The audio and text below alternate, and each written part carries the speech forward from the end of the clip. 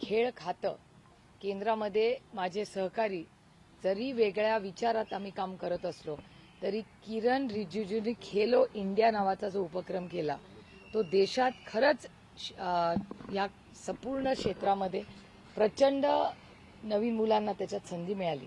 त्यामुळे एकीकडे देशामध्ये सगळ्या राज्यांमध्ये खेलो इंडिया इम्प्लिमेंट होत आहे आणि दुसरीकडे महाराष्ट्रामध्ये रमी राव यांना ही जबाबदारी दिली जाते.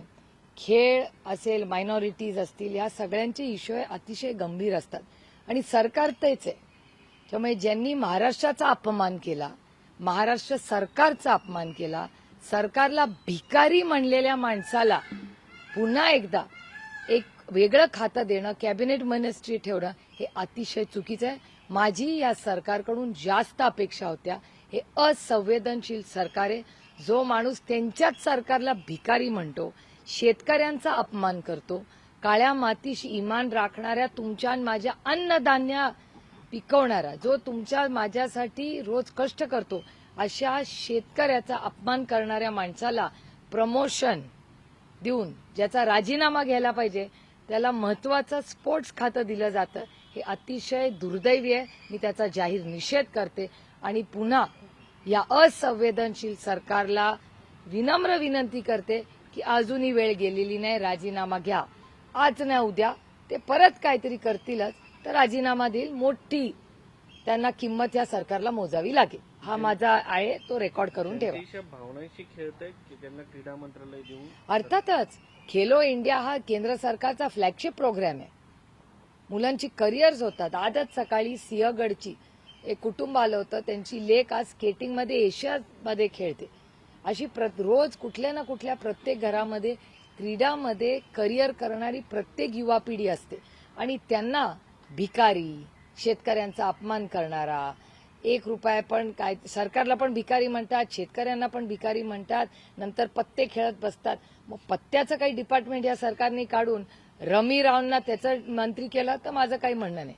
आजच एक जोक आलाय माझ्याकडून एका कार्टुनिस्टकडे की त्यांना सांगितलं जावा खेळा, तुम्हाला आता क्रीडा मंत्री केलंय. हा जोकपर्यंत ठीक आहे हो, पण मला खरंच सांगा, खेळासाठी करिअर म्हणून मुलं आजकाल बघतात. त्यांना असे रमीराव म्हणून मंत्री देणार असतील, काय आदर्श देणार आपण?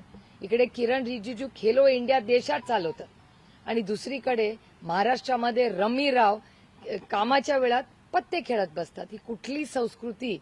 हे दुर्दैव आहे आणि महाराष्ट्रासाठी खरंच अतिशय दुर्दैवी आहे. तरी मात्र एकीकडे देवेंद्र फडणवीस सातत्यानं मंत्र्यांना समज देत आहेत, तंबी देत आहेत. ते म्हटले की आता ही शेवटची संधी आहे. मंत्र्यांना समज देऊन भागणार आहे का? राजीनाम्याची तुम्ही मागणी करताय. ते असं म्हटले की आता तुर्तास तरी कोणताही बदल होणार नाही असं मुख्यमंत्र्यांकडून स्पष्ट करण्यात आलेलं आहे. जे काही झालेलं आहे ते आम्ही केलेलं आहे. आता ही शेवटची संधी आहे मंत्र्यांसाठी. आता शेवटची संधी म्हणजे अजून काय करायचं ठेवलंय यांनी? पार डान्स बार पर्यंत पोहोचलेत मंत्री.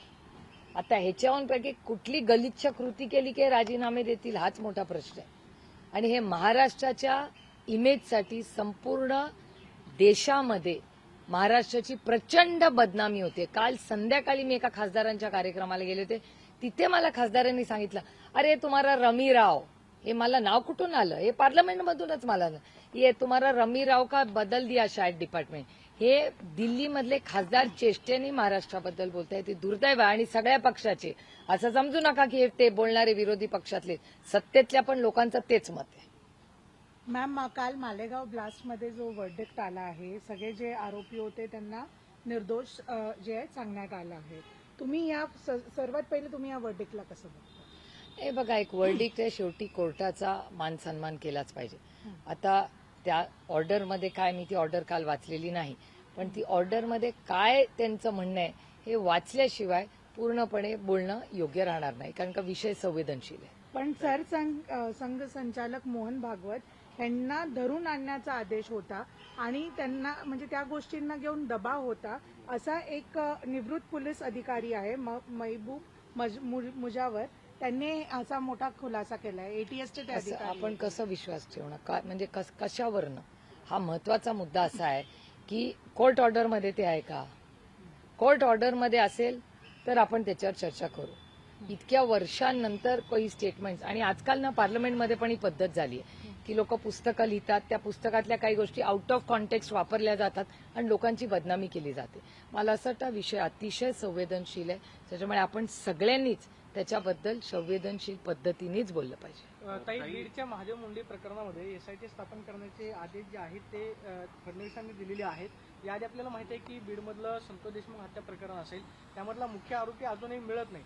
दुसरीकडे महादेव मुंडेंचं हत्या प्रकरण असेल, त्या प्रकरणाकडे नक्की तुम्ही गृहमंत्री म्हणून फडणवीसांकडे काय मागणी करता? नाही, मी मागणी करत नाही. मी इथे देशाच्या गृहमंत्र्यांकडे केली आहे. कारण का महादेव मुंडेंच्या कुटुंबाचा हा मुद्दा पहिल्यांदा जितेंद्र आव्हाडांनी काढला. 6 महिने झाले कोणीही त्यांच्याकडे लक्ष देत नव्हतं. आम्ही सगळे गेलो, त्यांना सहानुभूती केली. एसपीशी मी तरी एक 15 वेळा त्यांच्यासाठी बोलले असेल. मी त्यांच्या बायकोच्या सातत्य कॉन्टॅक्टमध्ये, आमच्या महिला अध्यक्ष तिथे जाऊन बसतात कारण का त्या महिला आहेत. आणि आमचे सहकारी बजरंग आप्पा सोनवणे त्याचा कंप्लीट फॉलोअप पहिल्या दिवसापासून घेतात. मग संतोष देशमुखांची केस असेल किंवा महादेव मुंडेंची केस असेल, याची सगळ्याची माहिती आणि खरं वास्तव कोणी बाहेर काढलं असेल आणि महाराष्ट्राला आणि देशाला कळलं असेल तर ते बजरंग बाप्पा सोनवणेंमुळे झालं. पार्लमेंटमध्ये त्यांनी रेज केलं, ते अमित भाई शानकडे गेले, त्या सगळ्या दोन्ही केसचा फॉलोअप त्यांनी केला. उशिरा का होईना, हा ऑलरेडी उशीर झालेला आहे. तुम्ही विसरताय. तुमच्याच चॅनलनी मागच्या आठवड्यात दाखवलं की महादेव मुंडेंच्या ज्या पत्नी आहेत त्यांनी आत्महत्या करायची प्रयत्न केला. म्हणजे इतकं असंवेदनशील हे सरकार आहे. त्याच्यानंतर 10-15 दिवसांनी माननीय मुख्यमंत्र्यांनी त्यांना बोलून घेतलं. खरं तर मी सुरेश धसांचेही आभार मानेन. उशिरा का होईना पण सुरेश धस, सरकार उशिरा जागलं असेल पण सुरेश धसांनी संतोष भाऊंचं पण आणि महादेव भाऊंचं पण या दोन्ही हत्यांबद्दल त्या सातत्याने सुरेश धस माणुसकीच्या नात्याने, बजरंग आप्पा सोनवणे, जितेंद्र आव्हाड, रोहित पवार, सुरेश धस हे सातत्याने बोलतायत सगळे. आणि आम्हाला या गोष्टीत राजकारण आणायचं नाही. इतकं गलिच्छ राजकारण आम्ही केलं नाही आणि करणारही नाही. पण महाराष्ट्रात जर सत्तेचा गैरवापर करून कोणी चुकीच्या गोष्टी करत असतील तर कितीही तो ताकदवर असेल, आम्ही त्याच्या विरोधात लढणार. कारण सत्याचाच शेवटी विजय होतो. गृहराज्यमंत्री योगेश कदम राजीनामा द्यावा लागलेला होता. आता धनंजय मुंडे परत मंत्रिमंडळामध्ये येतील अशा पद्धतीची चर्चा आहे. त्या पद्धतीचं लॉबिंग सुरू असल्याची चर्चा आहे.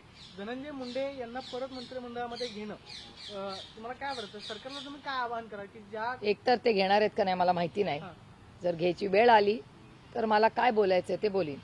पण मला असं वाटतं माझी माननीय मुख्यमंत्री आणि दोन्ही उपमुख्यमंत्र्यांना विनंती आहे, डान्स बार, मारामाऱ्या करणे, धमक्या देणे, कॅश ठेवणे, हे कॅश कुठून आली, त्याच्यानंतर पत्ते खेळणे, जुगार खेळणे, ह्या सगळ्या ज्या गलिच्छ गोष्टी झाल्यात, माझी विनंती आहे दोन्ही उपमुख्यमंत्री आणि उपमुख्यमंत्र्यांना, ही महाराष्ट्राची संस्कृती नाही.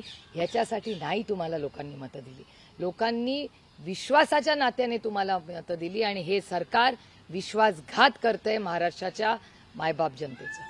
योगेश कदम यांनी जे आहे आपल्या सावली बार मधला परवाना जो आहे ऑर्केस्ट्राचा परवाना ते त्यांनी परत दिलाय. मात्र जे रेस्टो बार आणि हॉटेल आहे त्याचं हे ठेवलंय. ही बेसिकली कॉल घेतलं गेलं आहे. त्यांच्यावरती आरोप. मला तर वाटलं त्यांचा काही संबंधच नव्हता त्याच्याशी. तुमच्याच चॅनलवर म्हणले होते ना योगेश कदम की माझा काही संबंधच नाही कशाशी. त्यामुळे ही नवीन काय डेव्हलपमेंट आहे ही माहिती घेऊन मी उद्या बोलते मुंबईत. डोनाल्ड ट्रम्प यांनी भारतावरती 25% टेरिफ लावलेला आहे. यावर तुमची काय प्रतिक्रिया? कारण भारत सरकारने सातत्याने डोनाल्ड ट्रम्प हे आपले मित्र आहेत अशा पद्धतीने दाखवलं होतं, मात्र त्यांनी दोस्त ना अशी परिस्थिती निर्माण केली. नाही, टॅरिफ्स बद्दल सातत्याने आम्ही बोलत होतो. मी आधीपासून आम्ही सगळेच बोलतोय की हा टॅरिफचा विषय अतिशय गंभीर आहे आणि नक्की काय चाललंय सरकारमध्ये. पण आज कालही तुम्ही माननीय पियुष गोयलांचं स्टेटमेंट पाहिलं असेल, त्याच्यात फार काही माहिती काल पार्लमेंटला दिलेली नाही. त्यामुळे टॅरिफचा मुद्दा अतिशय गंभीर आहे आणि भारत सरकारने पूर्ण ताकदीने, त्याच्यात अनेक तज्ज्ञ आहेत, आदरणीय पवार साहेबांनी अनेक वेळा हे नेगोशिएट केलेलं आहे. आनंद शर्मा जी कॉमर्स मिनिस्टर होते त्याही वेळा अनेक नेगोसिएशन झालेली आहेत अशा बाबतीत. तर मला असं वाटतं अनेक लोक तज्ज्ञ ह्या देशात आहेत, त्यांचंही सहकार्य घेण्यात काही कमीपणा नाही. सगळ्यांचं सहकार्य घ्या आणि देशाच्या हितासाठी सगळ्यांनी एकत्र येऊन देशावर अशी कुठली घटना किंवा असे मोठे टॅरिफ्स येणार नाही ज्याच्यातून आपला जो व्यवसाय करणारा आहे, जो चांगल्या दर्जाचं काम करतो, जो इंटरनॅशनल मार्केटमध्ये त्याचं काही नुकसान होता कामा नये याच्यासाठी भारत सरकारने ताकदीने प्रयत्न केले पाहिजे. ताई, एक दुसरा मुद्दा आहे यामध्ये. टेरिफ आपल्यावरती लादलंय, पण मात्र पाकिस्तान सोबत मोठा करार करतंय अमेरिका. अमेरिकाची मैत्री पाकिस्तानबरोबर वाढत चालली आहे दिसतंच आहे. आणि दुर्दैव आहे, मी खूप जड अंतकरणाने म्हणते की भारत आणि पाकिस्तानला एकाच लेवलला आणून ठेवलं. हे दुर्दैव आहे. आपली इकॉनॉमी त्याच्यापेक्षा खूप जास्त मोठी आहे, आपला जास्त स्थिर देश आहे. पण ज्या पद्धतीने गेल्या काही दिवसामध्ये ज्या घटना झाल्यात त्या भारताच्यासाठी किंवा भारताची इंटरनॅशनल पोझिशन आहे त्याच्यासाठी थोड्याशा हानिकारक असू शकतात. काल मॅम सर्वोच्च न्यायालयामध्ये पक्षांतर केलेल्या BRS वर सुनावणी सुरू होती, तेव्हा सर्वोच्च न्यायालयाने हे सांगितलं की विधानसभा अध्यक्ष जे आहेत त्यांनी लवकरात लवकर या आमदारांवर निर्णय घ्यावं. आणि हे हल्ली सगळ्या ठिकाणी बघितलं जात आहे. आणि राजकीय जे वेगळ्या वेगळ्या अलाइनमेंट्स किंवा डिफरन्सेस आहेत त्याला घेऊन जे हे रखडतं असं सांगितलं जात आहे. मुळात राज्य कसं काय मग कोणत्या भरोश्यावर चालतं? नाही, दुर्दैव आहे. आम्ही ते भोगलंय. उद्धव ठाकरेजींची शिवसेना आणि आदरणीय पवार साहेबांची राष्ट्रवादी काँग्रेस पक्ष, या दोन्ही पक्षाच्या स्थापनेपासून हे सगळे होते. तरी ज्या चुकीच्या पद्धतीने त्यांच्याकडून पक्ष काढून घेतले, बघा, पक्षात अंतर्गत वाद असणं माझं काही म्हणणं नाही, पण राज ठाकरेंसारखं मॉडेल चांगलं आहे ना. तुमचं पटत नाही, तुम्ही तुमचा वेगळा पक्ष काढू शकता. एका सशक्त लोकशाहीमध्ये काय अवघड नाही. पण ज्या लोकांनी पक्ष स्थापन केले, जे पक्षाचे अध्यक्ष होते, त्यांना ज्या चुकीच्या पद्धतीने काढण्यात आलं, नोटिसेस पाठवण्यात आल्या, म्हणजे इलेक्शन कमिशनमध्ये उभं केलं, त्याच्यानंतर सुप्रीम कोर्टात लढाई चालू आहे. हे दुर्दैव आहे आणि एका सशक्त लोकशाहीसाठी ते अतिशय हानिकारक आहे. हिंदी घेऊ. चला झालं. मैम मानिक डिपार्टमेंट मिनिस्ट्री चेंज की गई और उनको स्पोर्ट्स मिनिस्ट्री में जो है उनका इस्तीफा लेना चाहिए. जो आदमी ताश खेल रहा है असेंबली में, जो एक लोकतंत्र का मंदिर है, उस मंदिर में ताश खेल रहा है, उसका रेजिग्नेशन लेना चाहिए था, इस्तीफा लेना चाहिए था. उनको तो promotion he they Diya in लोगों ने. स्पोर्ट्स एक बहुत बड़ी चीज है इस देश में. खेलो इंडिया से जैसा किरण रिजिजू जरूर वो अलग सोच विचार की पार्टी में काम करते हैं, फिर भी जो प्रोग्राम किरण रिजिजू के नेतृत्व में खेलो इंडिया हुआ, बहुत अच्छी तरह ने उन्हें इम्प्लीमेंट किया और अच्छे को अच्छा कहना चाहिए. तो एक तरफ खेलो इंडिया में बच्चे करियर बनाने जा रहे हैं और एक ताश खेलने वाला रमी राव को ये मंत्री बना रहे हैं. बहुत महाराष्ट्र के लिए हानिकारक है. अगस्त महीना मतलब अभी से ही जो है 25% टैरिफ ट्रंप ने अनाउंस किया है. और ये ट्वीट करने के मतलब सोशल मीडिया पे पोस्ट करने के द्वारा उन्होंने ये भी लिखा कि दिस इज अ पेनाल्टी जो भारत को मिलेगी रशिया से ऑयल खरीदने की. ये जो जिस तरह से ये पूरा हैंडल हुआ है, मुझे नहीं लगता पूरी ताकत से कोशिश की गई है. ये टैरिफ बहुत चिंताजनक है. कल भी पीयूष गोयल जी का जो स्टेटमेंट आया वो विस्तार से नहीं था. हमारी अपेक्षा है कि अगले हफ्ते में विस्तार से इस पे चर्चा होनी चाहिए पार्लियामेंट में. पार्लियामेंट को और देश को पता चलना चाहिए कि ये टैरिफ का मामला क्या है, आगे कैसे बढ़ेंगे, कम करने के लिए क्या कोशिश हो सकती है. क्योंकि ये पूरी जो बिजनेस कम्युनिटी है भारत की, जो दुनिया में कुछ अच्छा काम करना चाहती है, अगर ये टैरिफ्स ऐसे ही लगते रहे तो ये बिजनेस नहीं कर पाएंगी. और आप देख रहे हैं कि भारत की इकोनॉमी में आज TCS ने 12,000 लोगों को कम किया है काम से. उसके बाद विप्रो का आपने देखा होगा, बहुत सारी, और हर कंपनी का इस क्वार्टर का अगर आप रिजल्ट देखें तो हर कंपनीज में, भले वो गोदरेज हो कि कंज्यूमर्स जो प्रोडक्ट्स है, वो सब के प्रॉफिट्स कम हो चुके हैं. तो बहुत इकोनॉमी के बारे में सब ने सोच विचार करके ही आगे बढ़ना पड़ेगा, क्योंकि ये क्वार्टर बहुत अच्छा नहीं रहा है. मैम लास्ट सवाल, मालेगांव ब्लास्ट को ध्यान में रखते हुए वर्डिक्ट पे आप किस तरह से रिएक्ट करती है? क्योंकि एक बार यही सारे लोग जो निर्दोष पाए गए ये अक्यूज थे, और उस टाइम पे जब आप लोगों की सरकार थी, सैफरन टेरर का भी कहीं ना कहीं टर्मिनोलॉजी का यूसेज नहीं, ये उस टाइम नहीं हुआ था, उसके बाद किसी ने बोला था. ये जब हुआ था तभी ऐसा शब्द मुझे नहीं लगता किसी ने किसी भी भाषण में या कहीं बोला था. ये गलत फहमी और गलत चीजें फैलाई जा रही है.